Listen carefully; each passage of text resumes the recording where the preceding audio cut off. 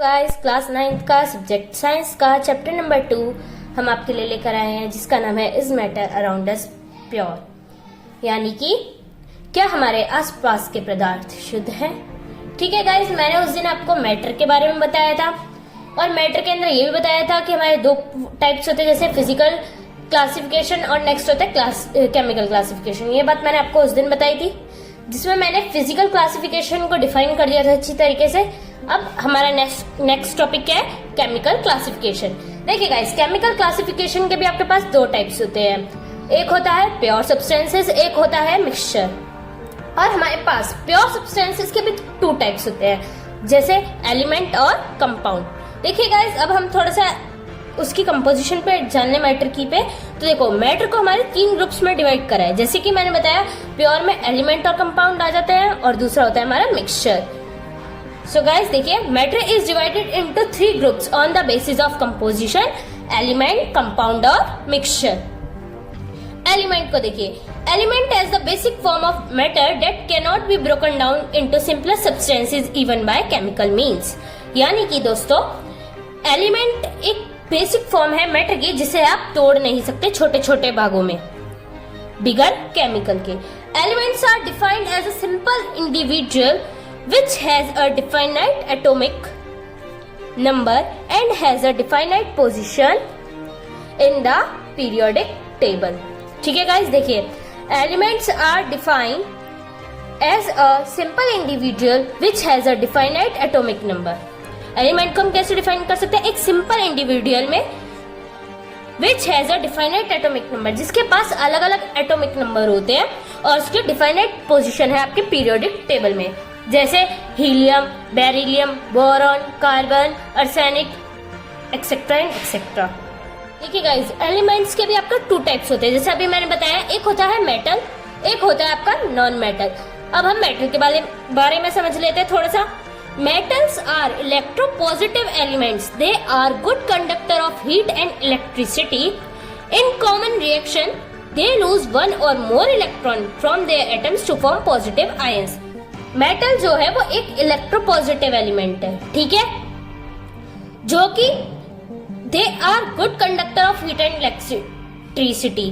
जो मेटल है ना, वो हीट और इलेक्ट्रिसिटी का ना गुड कंडक्टर होता है। In common reaction they lose, एक कॉमन जो रिएक्शन होते हैं ये they lose 1 or more electrons from their atoms. ये क्या लूज करते हैं? अपने एक और एक से अधिक एटम्स को लूज करते हैं इन कॉमन रिएक्शन में to form positive ions, positive ions बनने के लिए। जैसे इसका एक एग्जांपल है Na,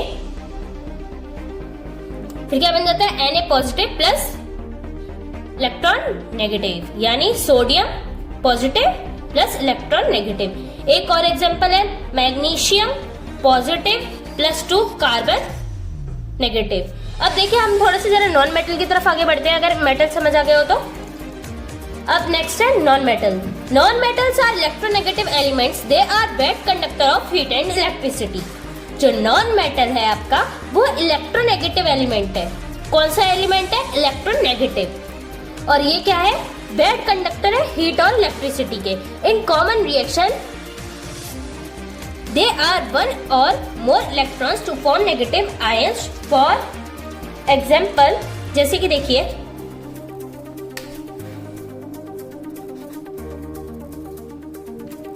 non metals are electronegative element. ये एक इलेक्ट्रोनेगेटिव एलिमेंट है और ये बैड कंडक्टर है हीट और इलेक्ट्रिसिटी का। और ये जब कॉमन रिएक्शन होता है ना, they are 1 or more electrons to form negative ions. इसके लिए आपको एक और एक से अधिक इलेक्ट्रॉन जो है वो नेगेटिव आयंस में कन्वर्ट करते हैं। जैसे देखिए, Ci प्लस इलेक्ट्रॉन नेगेटिव, और देखिए क्या बन जाता है। ये इसका एक एग्जाम्पल मैंने लिखा है। देखिए, अब आगे, अभी हमने क्या पढ़ा? मेटल। मेटल क्या था? जो इलेक्ट्रोपॉजिटिव एलिमेंट है उसका था।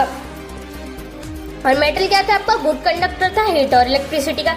ऐसे नॉन मेटल इसका जस्ट उल्टा, ये इलेक्ट्रोनेगेटिव एलिमेंट है और ये बैड कंडक्टर है हीट और इलेक्ट्रिसिटी का। अब देखिए गाइस, नेक्स्ट करते हैं मेटल और नॉन मेटल। इसके बीच हम करेंगे जरा थोड़ा सा डिफरेंस, ठीक है। जरा इसके हम प्रॉपर्टीज की तरफ ध्यान देते हैं तो हमें किस किस की कौन कौन सी प्रॉपर्टीज के बारे में पढ़ेंगे इसकी। Lustre, density, malleability and ductility, conductivity, allotropy और सॉल्युबिलिटी, ठीक है। अब देखिए मेटल के देखते हैं, इसमें प्रॉपर्टीज में मेटल का देखेंगे हम। जैसे देखो मेटल है वो लस्टर में कैसे पाया जाता है, मेटेलिक लस्टर, और नॉन मेटल में इसके पास लस्टर नहीं होता। ऐसी मेटल में जब डेंसिटी होती है इसकी तो वो हाई होती है, नॉन मेटल में लो हो जाती है। मैलिएबिलिटी एंड डक्टिलिटी में क्या होती है, मैलिएबल एंड डक्टाइल एक्सेप्ट होता है इसे बिल्कुल भी एक्सेप्ट नहीं होता। कंडक्टिविटी, ये गुड कंडक्टर होते हैं और ये पुअर कंडक्टर होते हैं। एलोट्रॉपी, डू नॉट एक्सिबिट, इसमें जनरली एक्सिबिट होती है। अच्छा देखिए सॉल्युबिलिटी कैसी होती है, ये कैसे होते हैं, इनसॉल्युबल होते हैं, और ये क्या होते हैं, generally soluble in different solvents. ये कुछ कुछ जो डिफरेंट टाइप के सॉल्वेंट्स होते हैं ये सिर्फ उन्हीं में सॉल्युबल होते हैं, मतलब उन्हीं में मिल जाते हैं। इनसॉल्युबल मतलब नहीं, यानी कि मिलते नहीं है। अब देखिए नेक्स्ट है आपका मेटलॉइड्स। ये थोड़ा सा एक टॉपिक था इसी के अंदर। इसकी प्रॉपर्टीज में एक मेटलॉइड्स प्रॉपर्टी है, ये देखिए उसमें क्या है। मेटलॉइड्स में क्या है, boron, silicon, germanium, arsenic, antimony, tellurium and astatine do not fit completely into either the metal or non-metal group. They have some properties of both metal and non-metal. Such metal are called metalloids. Metalloid जैसे कि जो boron है, silicon है और जो germanium है, arsenic, antimony, tellurium and astatine, etcetera and etcetera, do not fit completely. ये पूरे फिट कम्प्लीटली नहीं बैठते, ना ही ये मेटल में बैठते, ना ही ये नॉन मेटल में बैठते, ठीक है। इसकी कुछ प्रॉपर्टीज तो मेटल में पाई जाती है और नॉन मेटल में भी पाई जाती है, तो उन्हीं वही जो मेटल्स है ये जैसे बोरॉन, सिलिकॉन, जर्मेनियम, हम इन्हीं को मेटलॉइड्स कहते हैं, ओके। देखिए अभी मैंने आपको प्योर सब्सटेंस में एलिमेंट के बारे में बताया था, जिसमें क्या बताया था, एलिमेंट के दो पार्ट्स होते हैं, मेटल और नॉन मेटल, उसके बारे में भी डिफाइन किया था और एलिमेंट को भी बताया था। अब देखिए प्योर सब्सटेंसेस में एक और पार्ट होता है, जैसे मैंने पहले आपको बताया था एलिमेंट और कंपाउंड। एलिमेंट हमने कंप्लीट कर लिया है, अब करते हैं कंपाउंड को। देखिए compound, a compound is a pure substances containing two or more elements combined together in a fixed proportion by mass. जैसे कि जो कंपाउंड है ये आपका एक प्योर सब्सटेंस है, मैंने बताया था आपको, ये दो और दो से अधिक एलिमेंट्स को कंबाइन करता है एक ही प्रोपोर्शन में, उसका एक फिक्स्ड प्रोपोर्शन होता है, किसके द्वारा, मास के द्वारा। अच्छा अगर हम इसके थोड़े से डिफरेंसेस पढ़ लेते हैं, जैसे differences between elements and compounds. Elements are pure substances which consist of only one type of atoms. जो एलिमेंट है वो क्या करता है, एक ही टाइप के एटम को कंसिस्ट करता है, एक ही टाइप का एटम अपने अंदर रखते हैं, या तो वो रखे सिर्फ कार्बन या हाइड्रोजन या सल्फर और सम ऑफ द एलिमेंट्स, ये कुछ एलिमेंट्स है उसके। अब देखिए कंपाउंड इससे जस्ट उल्टा, compound are made up of two or more elements. Element जो है वो एक ही से बना है, एक ही उससे बना है एटम से, और ये किससे बने, इसमें बहुत सारे एलिमेंट से बना है, दो से अधिक, और ये किसके द्वारा कंबाइन होता है एक प्रोपोर्शन में, किसके द्वारा, वेट के द्वारा। ये हम इसे कंबाइन कैसे करते हैं, उसके वेट के द्वारा, जैसे water H2O, ammonia NH3, carbon dioxide CO2 और सम ऑफ द कंपाउंड्स। ये कुछ कंपाउंड के एग्जांपल थे। अब देखिए नेक्स्ट है, elements can not be broken down into simpler substances even by chemical means. Element को आप ब्रोक नहीं कर सकते, तोड़ नहीं सकते उसे छोटे छोटे भागों में, किसके द्वारा, केमिकल मींस के बिगर, ठीक है, केमिकल के बिगर। The constitute elements of a compound can not be separated by chemical methods, ठीक है।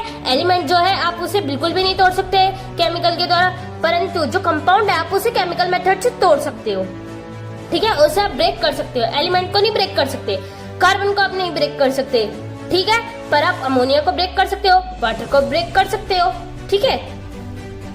अब देखिए आगे की कुछ properties. Some elements are formed as atom and other as molecules. कुछ जो एलिमेंट्स है वो एटम्स में पाए जाते हैं और कुछ मॉलिक्यूल्स में। Compounds are found as only molecules. जो कंपाउंड्स है वो सिर्फ और सिर्फ मॉलिक्यूल्स में पाए जाते हैं। देयर आर 118 एलिमेंट्स नो सो फार। हमें अभी तक 118 एलिमेंट्स के बारे में ही पता चला है। Number of compound is much more. Number of compound जो है वो 118 से भी अधिक है। Properties of elements are due to atom which constitutes them. Properties of compounds are different from properties of atoms which form compounds. जो properties है element की वो ड्यू है एटम्स पे, जैसे कि देखिए properties of elements are due to atoms which constitute them, और जो कंपाउंड है उसके साथ क्या है, properties of compounds are different from properties of atom. जो प्रॉपर्टीज है कंपाउंड की वो बिल्कुल अलग है प्रॉपर्टी ऑफ एटम की, विच फॉर्म कंपाउंड्स। कंपाउंड्स बनने के लिए जैसे कि जो उसकी कंपाउंड की प्रॉपर्टी है ना वो बिल्कुल अलग है वो किसकी प्रॉपर्टी के, एटम्स की प्रॉपर्टी के। और इसमें कैसे है, properties of elements are due to atoms which constitute them. ठीक है, अब देखिए इसके आगे का थोड़ा सा मिक्सचर और पढ़ लेते हैं आज। ये देखिए मिक्सचर यानी कोई घोल, जिस तरीके को जैसे आप करते हो पानी में क्या मिक्स कर लेते हो, जैसे आप पानी में चीनी मिक्स कर लेते हो, या कभी आप लोग शिकंजी पीते हो तो उसमें क्या करते हो आप थोड़ा सा चीनी, नमक, नींबू वगैरह निचोड़ते हो ना पानी में, मिक्स करते हो उसे, तो इसी को कह सकते हैं हम एक मिक्सचर। हमने किसी भी चीज का एक मिक्सचर तैयार कर लिया। ठीक है, अब देखिए मिक्सचर में क्या है, अ मटेरियल कंटेनिंग 2 और मोर सब्सटेंसेस, या चाहे वो एलिमेंट हो चाहे वो कंपाउंड हो, एक ही प्रोपोर्शन में उसे कहते हैं मिक्सचर। यानी कि एक मटेरियल 2 या 2 से अधिक सब्सटेंसेस, जैसे मैंने आपको बताया था नमक और चीनी को हम पानी में मिक्स करते हैं, चाहे वो एलिमेंट हो चाहे वो कंपाउंड हो, एक ही प्रोपोर्शन में उसे क्या कहेंगे, मिक्सचर। कोई से भी प्रोपोर्शन में हो, जैसे हमने 1 चम्मच चीनी डाल दी, 2 चम्मच नमक डाल दिया, कोई भी प्रोपोर्शन हो सकता है ना उसका, तो उसे ही हम क्या कहेंगे, mixture. A mixture can not be separated into its constituent bye simple physical method. जो मिक्सचर है उसे तुम नॉर्मली सिंपल फिजिकल मेथड से भी अलग कर सकते हो। The properties of a mixture are the properties of its constituents.